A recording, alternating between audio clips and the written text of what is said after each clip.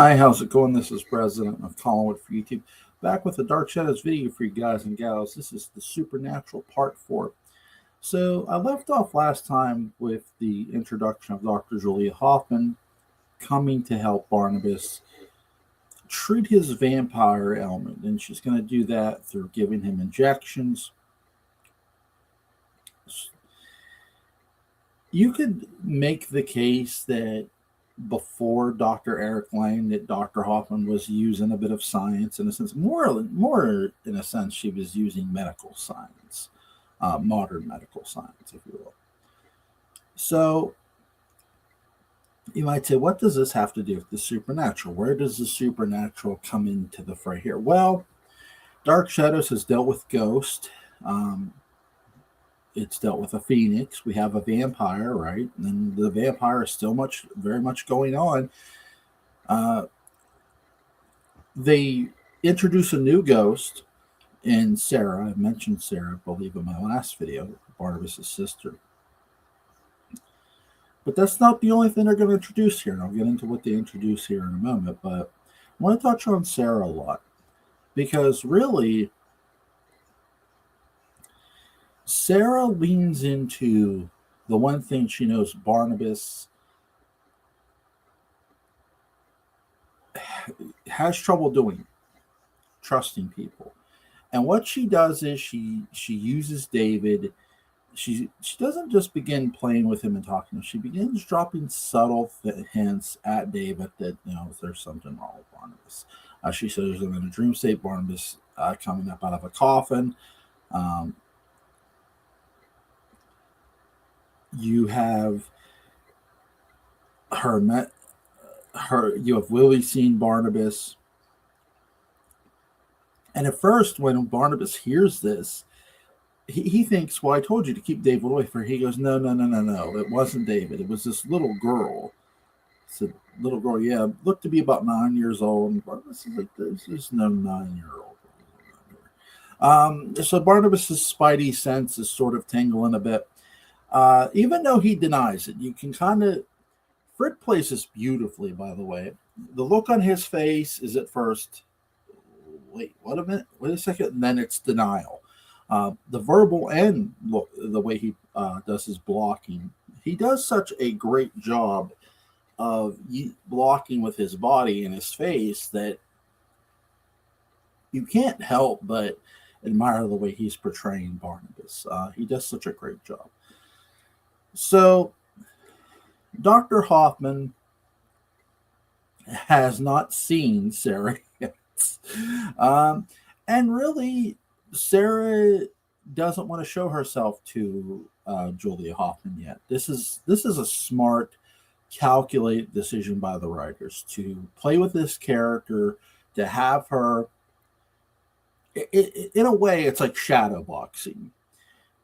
You have a character who is a protagonist but is being antagonistic toward another antagonist. It's really smart. It's really well done.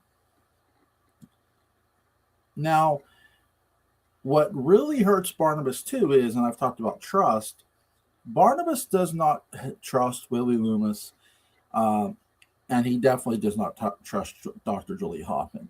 And you might say, why doesn't he trust a woman who's willing to help him? Well, really, what you know as an audience is this woman is out for herself to a degree. She's in it for the fame. I mean, she wants to get public recognition for this shit. For curing a vampire. Like here, she wants it in the news, her name in the newspaper. Extra, read all about it. But yet, at the same time, where she's a bit hypocrisy is, she promises to keep Barnabas a secret, his secret. She won't tell nobody. So she's kind of backed herself into a corner to a degree. And again, she is a psychologist. She is this doctor. She takes, she has an oath to keep. Willie, who has no such oath. Now, is Dr. Julia Hoffman a heel? She has heel tendencies, and that's the thing too. because while Barnabas's sister Sarah is, slowly giving secrets away about Barnabas to a degree, she's also giving secrets away about herself. She confirms to David that she is dead. She knows when she dies. This woman, where Josette doesn't have to tell us she's a ghost, we know it by the sight of her. Sarah is a lot different looking ghost than Josette. And I don't mean just because of she's a little girl and Josette's an older woman. I mean, this is not a white spectral ghost. This is not somebody who you can see through the way they do Josette's effect. No, no, no, no. Sharon Lynn's is, you have a complete physical form ghost. Again, fictional. Coming into the fray here and causing problems for Barnabas, and rightfully so. It's very well done. So it's a different kind of ghost. And why not? We haven't seen Josette in a while. We haven't seen Josette since, Matthew Morgan's death. Really, we haven't seen Josette. So we haven't seen Josette in a while. We know she's been around. We did get her in the Phoenix Arc to a degree, speaking French through Victoria. But, or so I should say, sorry, we haven't seen her since the Phoenix Arc, since she confronted Laura. So my bad. But you haven't seen her since then, and that's kind of been a while. So we get the tag into, she makes the tag into Barnabas' sister, one Sarah Collins. Yes, I used a wrestling reference there. It's okay. And again, Sarah begins doing what she's doing by, playing with David, appearing in front of David, but she just doesn't just appear in front of David. As I mentioned in my part 3, she first appeared in front of Maggie Evans, and she even helps Maggie Evans escape Wincliffe. Remember when Dr. Julia Hoffman guaranteed that Maggie was no threat to him because Maggie was in Wincliffe? Yeah, not so much. With the help of Sarah, sprinting her from Wincliffe, literally, Maggie appears in the Blue Whale where Barnabas is, and he is in a total shock. This is the ultimate middle finger move by Sarah Collins. It's one of them. This is like, all this shit you've been doing, all this little stuff you've been doing. Bam, here you go. Here's karma for you, dude. Here's this woman who you've terrorized, literally driven her crazy, and I'm going to make you see her right in front of everybody. And it's such a, by the way, they shoot this twice. They shoot it in black and white, and they shoot it in color. And I love both episodes. A shout out to Alan Glenn. We were talking about this a while back ago. Again, both sequences are beautiful. One in black and white and one in color. Yes, they do it twice. And Dark Shadows would go on to do this some more, by the way. This wouldn't be the only time. So I think they actually did it in the early black and white episodes too. I'm trying to think of an episode they did it twice. I know they did. I can't quite remember what episode it was. But they damn sure do it here. So again, Sarah has been slowly poking Barnabas without an actual confrontation. In the meantime, while Barnabas is trying to drive David completely crazy and is somewhat succeeding by Elizabeth and Roger calling in a psychiatric doctor. Remember, they don't know Dr. Julia Hoffman's a doctor. A cup of coffee. And so she hasn't revealed that to them yet. Dr. Dave Woodard has been slowly investigating Barnabas Collins. David keeps telling him there's something going on with Barnabas. Barnabas has met every demand Dave Woodard has asked for. A sample of Willie's blood, which I got switched around. It looked normal. What is it? searching the basement of the old house where there was no coffin, where David said there was a coffin. There's no coffin. So again, Barnabas has been completely cooperating with this investigation, right? Not that it's an official. The police are kind of not involved in this completely, but they're involved to the Willie Loomis degree. By this time, Willie Loomis, John Carlin's character, is getting wrote off the show. He'll be back, by the way. His character will. He will too. And he's getting wrote off the show. I think he's going to get dental work done. And they have him go to Maggie Evans because he wants to warn Maggie about Barnabas. And because the Collinsport Police Department are wary of Maggie getting kidnapped again, they're camping outside her house, and they shoot Willie Loomis full of holes. In fact, he gets shot more times than Michael Myers does. And yes, he lives. You see, the Collinsport Police Department have literally no crime in their hometown, or at least so little crime, they spend 99.9% of their time at the gun range. And it pays off by shooting Willie Loomis and not hitting the glass one time. I'm having some fun with this, obviously. Julia Hoffman gets sent by Barnabas to the hospital to take care of Willie, and you know damn well what I mean by that. So this is sort of her first official, really, hit list act, because up until this point, she's been hypnotizing Maggie Evans to forget about what happened. She's been sort of making sure Maggie regresses to a degree, but not completely back to what she was. So, at least forgetting, right? So, this is her first official, you got to kill this person.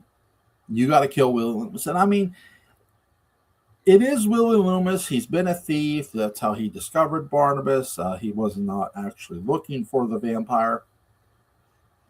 And so when she gets to the hospital, and she contemplates removing the needle that will end Willie's life, Dave Woodard comes in. He goes, she goes, I was just checking to make sure it didn't come out. He goes, thank you, Dr. Hoffman. This is before the big change, obviously, the actor getting replaced. I mean, by that I mean Dr. Dave Woodard's actor. And this is where Sheriff Brackett says, hi, Dr. Hoffman. And she's like, huh? He goes, I told the sheriff. So now the sheriff now officially knows that Dr. Hoffman has been going to the Collins family, lying to them about who they are, who she is, to help uncover who kidnapped Maggie Evans. And guess who Barnabas is going to frame for all this? Little old Willie Loomis. And in fact,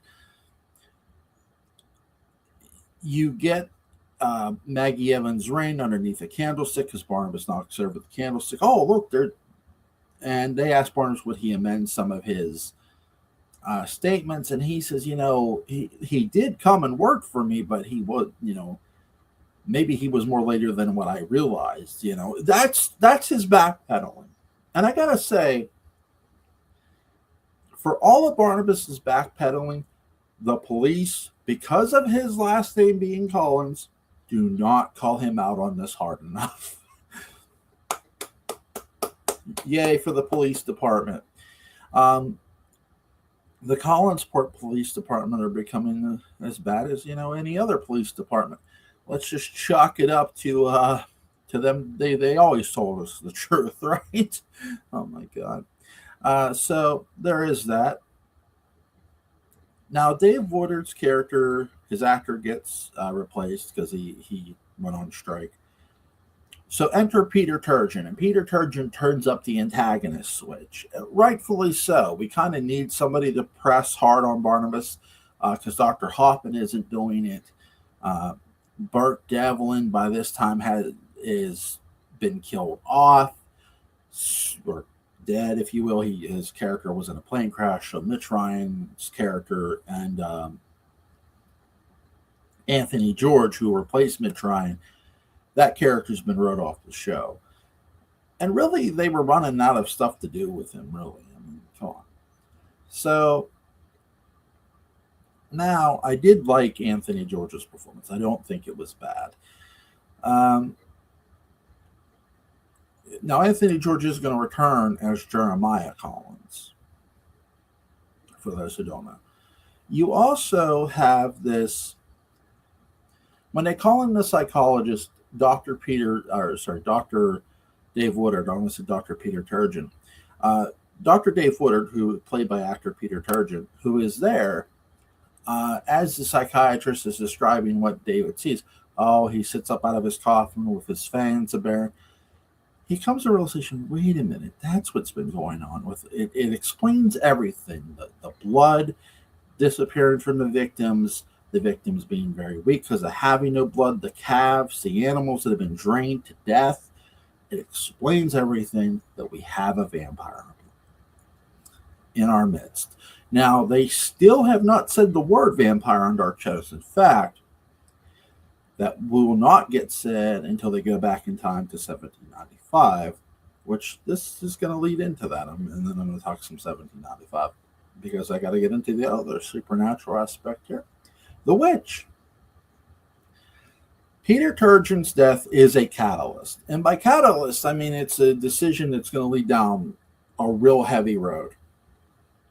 So what happens here that causes Barnabas's baby face turn ultimately?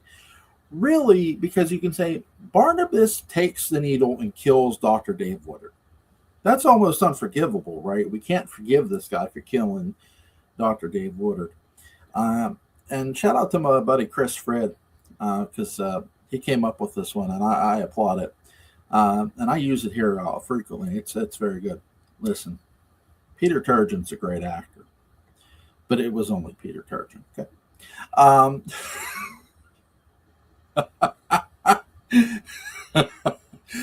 I give Peter does not, real quick, Peter does not get enough credit for being the antagonist here.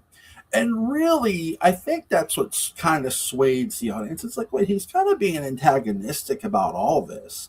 You can forgive Sarah for being antagonistic because she's a ghost. She has an axe to grind. Peter Turgeon's axe to grind feels more like jealousy between him and Julia Hoffman. You always got the sense that Dave Woodard had feelings for Dr. Hoffman, even when the other actor was playing him. I'm not saying that was the case. I'm just saying I always got that feeling. Because he's the person who kind of first detects the other actor who played Dr. Dave Woodard.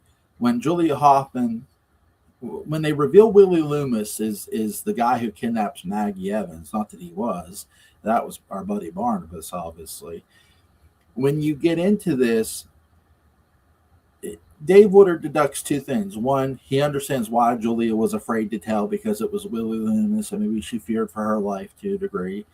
And she was wanting to be very certain that it was Willie. But also, there's a third reason she's sticking around. And Dave Woodard calls it on me. I can tell you have feelings for Barnabas. Barnabas is a man. Dr. Hoffman is a woman. Those things tend to come naturally, okay? There is such a thing as called natural attraction, okay? That's Dr. Hoffman to Barnabas. Now, does Barnabas feel the same way? No. So after the death of Dave Woodard, Dr. Hoffman is furious. She never thought it would quite get to this point with Dave Woodard. And she was wrong. And this death kind of makes Julia reevaluate things between her and Barnabas. She realizes how wrong she's really been. She tells Barnabas, hey, if you kill me off, because they begin colliding, two rams colliding heads. Hoffman tells him, you kill me off, everybody will know your secret. I have my stuff in a safety deposit box. The moment I die of a heart attack, Barnabas. People are going to know. This is the ultimate checkmate move by Dr. Hoffman. And it is a checkmate move. It's like, no, You didn't want to be pinned into a corner. Well, guess what? Now you are pinned into a corner. Now, I want to address something before I get into the whole 1795 witch thing. On Instagram, somebody had said that they do build up Angelique a little more. No, I'm afraid they don't. Because there's a line in the movie, in the Dark Shadows movie, House of Dark Shadows, where Barnabas says, "When they put this curse on me," and somebody had said they say that same line in the show. They don't quite say the same line. Barnabas's line to, I think it's Willie or Dr. Hoffman, I forget who. I believe it's Willie. Again, because this is way before Willie is written off a bit. His line is, "When they came for me and my coffin was chained up." That's not the same thing as when they put this curse on me. I wish it were. I really do. So I'm not calling you out on this. It's just, I forget what number episode this is exactly, but it's there. Okay, it's there. Trust me. So what happens here? Dr. Hoffman still does not reveal herself as a doctor yet, but she does begin to suggest after a certain event, and that certain event is Dr. Hoffman goes to the mausoleum after Sarah reveals herself to her. And she hears a woman weeping and a wicked woman laughing. That wicked woman is going to be Angelique. You know, I've talked about how there has been little to no build around some of the best characters in Dark Shadows. And Angelique's no different. The only difference is this is going to be probably, in my opinion, the most popular female character ever in Dark Shadows, played by the lovely Laura Parker. Tennessee native. So now you have Dr. Hoffman, after Sarah saves her from Barnabas trying to strangle her to death, suggests a seance. Okay, since David, this little girl keeps trying to communicate with David, let's try to communicate with her. And we can do that through seance. And, you know, everybody, we get the Dr. Guffrey rehash, you know. So now they hold a seance. And in this seance, you have Dr. Julie Hoffman, you have Elizabeth, Roger, Barnabas, Carolyn, and Victoria Winters. You have 6 people at this damn thing. And guess what? During the seance, the lights go out. Victoria Winters is gone. Phyllis Wick is in Victoria Winters' place, and time is frozen in the present day. And we have Victoria Winters going back into time. We have one protagonist, and they're going to take the show's most popular protagonist to get another protagonist over. They use one baby face to get the other baby face over. Meaning, Barnabas is going to become your new baby face. You might say, wait a second. After all that, yes. You see, what was going on behind the scenes well before this is Jonathan Frid had been receiving fan mail about how much the female audience and the male audience loved Barnabas, more specifically the female audience. And they would send pictures, say, bite me here. And some of those pictures would be naughty. I didn't see them. Okay, I'm not looking at the pictures. Just saying that. Okay.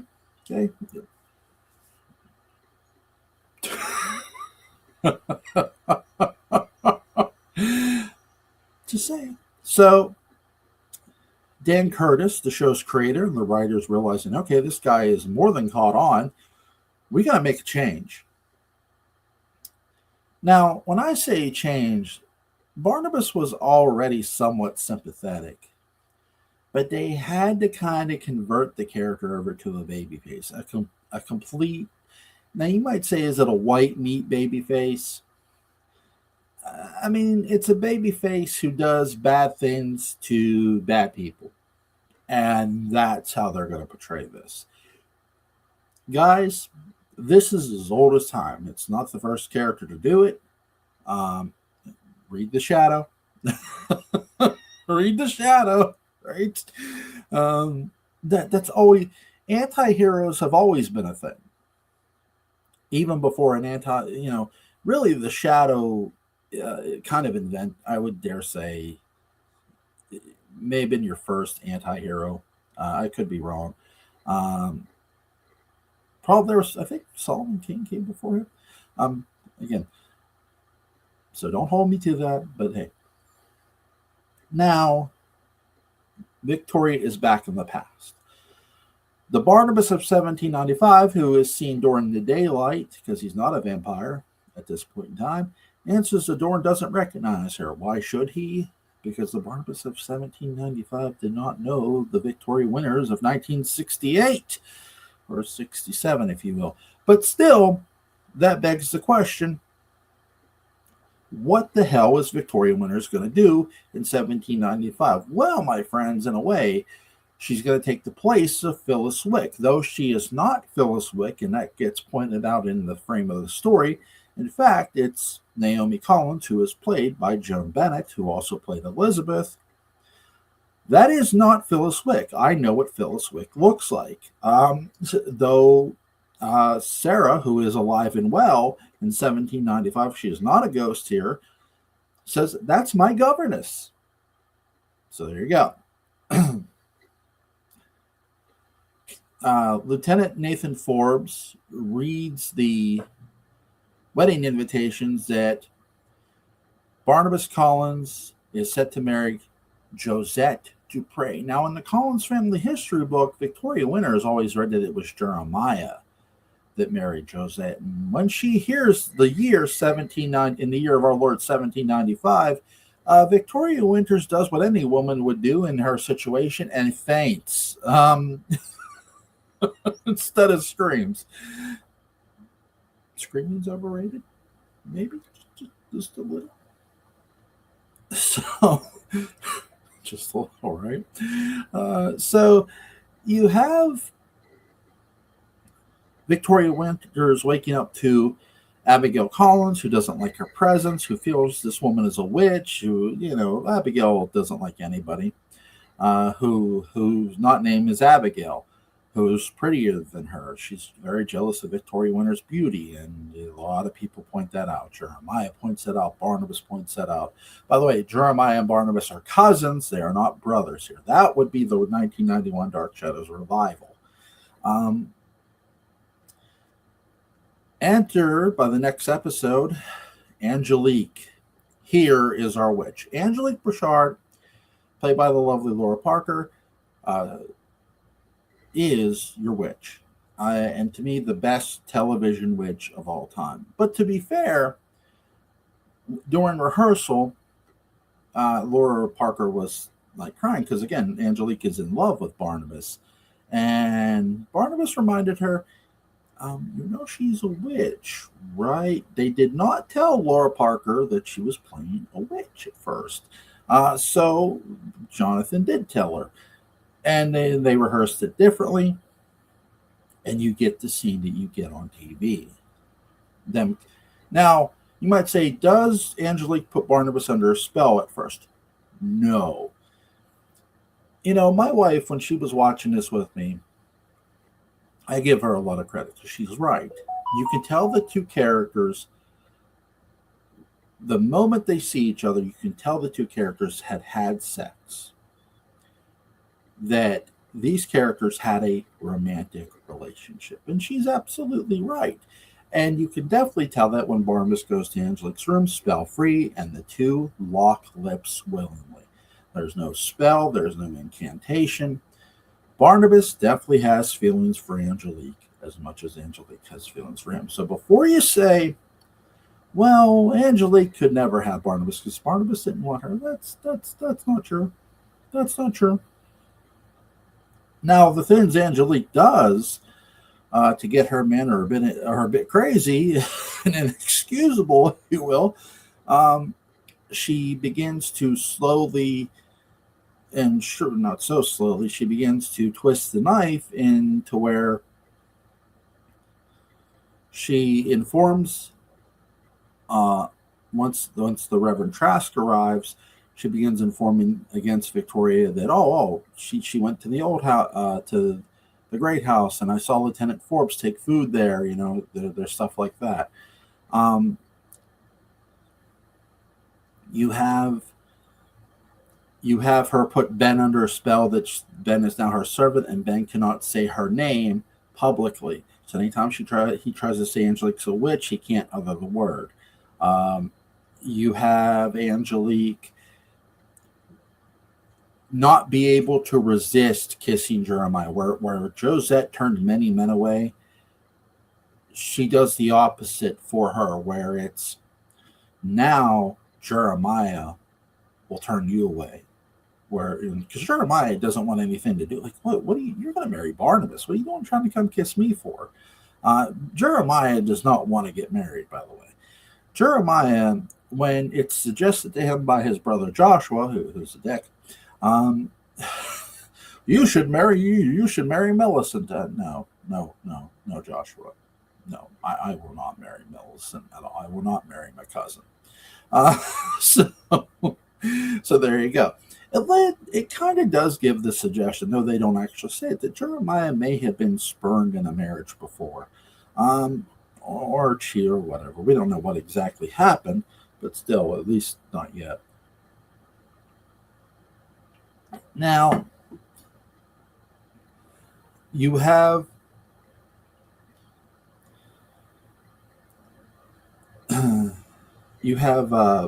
Angelique put Jeremiah under spell, so he's not going to resist um, Josette anymore.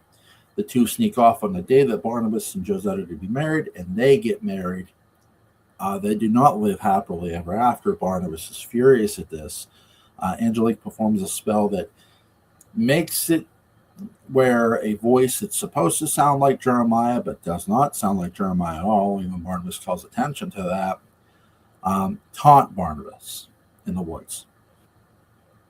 I That's something I'll never understand.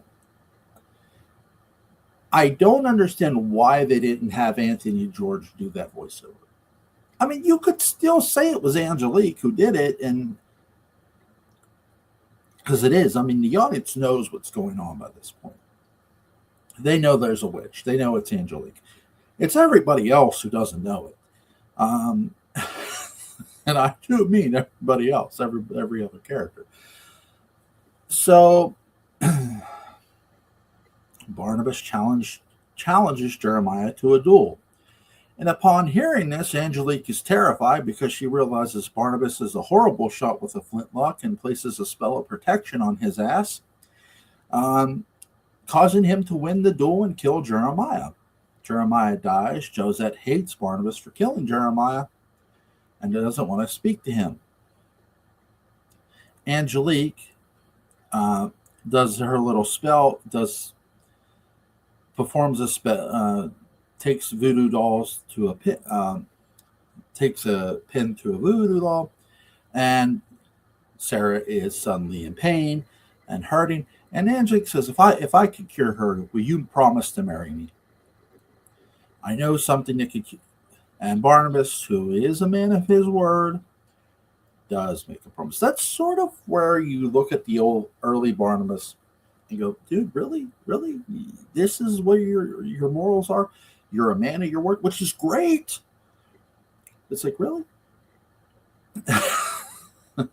So he does keep his word after Angelique, takes the pins out of the little voodoo dolls, and Sarah feels much better. Barnabas and Angelique get married. And what is their wedding gift? Well, Naomi, who was the only family member to attend the wedding, along with Ben Stokes, who's again still under the spell of Angelique, friend of Barnabas, gives them the old house as a wedding gift. She's the only person who's been nice to Angelique outside of Victoria Winters. This is why you don't shout out to Christine Pierce and the late Cara Tillitz. They brought this point up on their channel, Between the Shadows of Dark Shadows podcast. I will leave a link to the channel in the description box. Christine is doing the show, I think, by herself. Huge shout out to her. But again, so you have these two, Barnabas and Angelique are officially wed. They're married. It does not take long for the marriage to fall apart. With the wraith of Jeremiah Collins, or zombie, whatever the hell you want to call him, torturing Angelique, because you see, when you're a witch, Diablos, the devil, forbids you getting married, and he's not happy. Though you don't see the devil, he is. It's sort of hinting. Okay, you effed up here. You should not have got married to this mortal man. I don't care how much in love you were, and you kind of see Angelique kind of losing her powers to a degree. This is after Angelique sends Victoria Winters into the arm of Reverend Trask, if you will, where again Trask has accused Victoria Winters of being a witch, and once this happens, Trask takes her to jail and gets her put on trial for witchcraft. Angelique is having trouble controlling. After this, Angelique is having trouble controlling Jeremiah. In fact, she's not really controlling them at all, and causes her to be buried alive. I'm not playing here. So you kind of get what I mean when I say the devil is not happy with that one of his disciples got wed, because, which is, hey, you're in love, you want to be in love, that's fine, but don't get married. Love is okay. Weddings, house of God, no. So,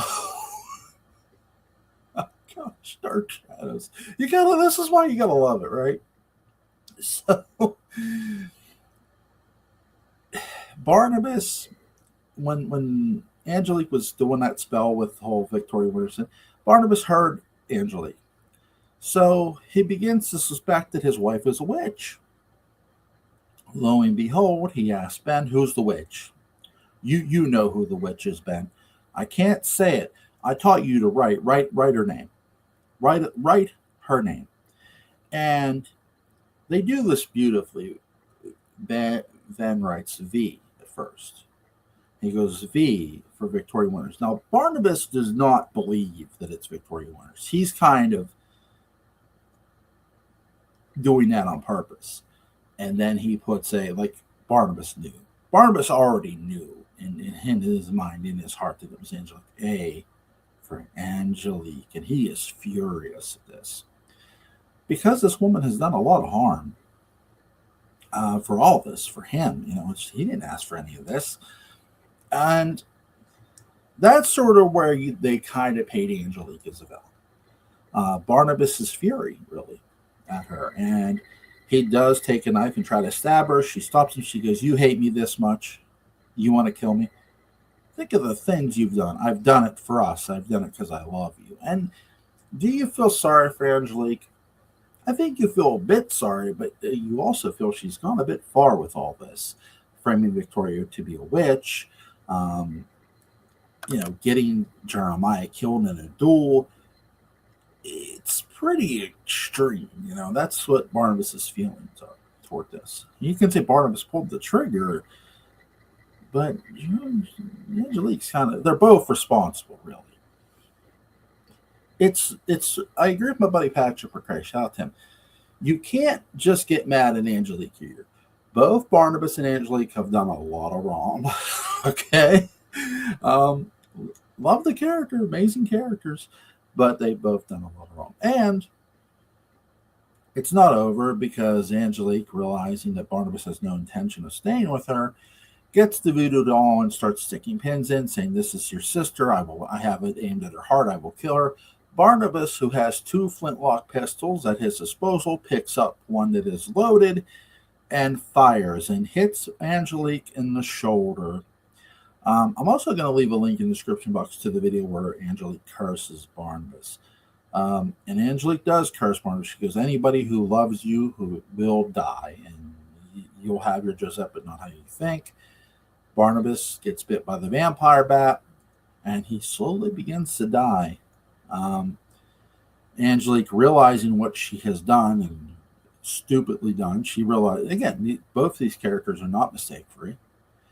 Barnabas does turn into a vampire, and the first person he chokes out, Angelique. By the way, they may bury Angelique, but she's not going anywhere. She comes right back to testify against Victoria Winters.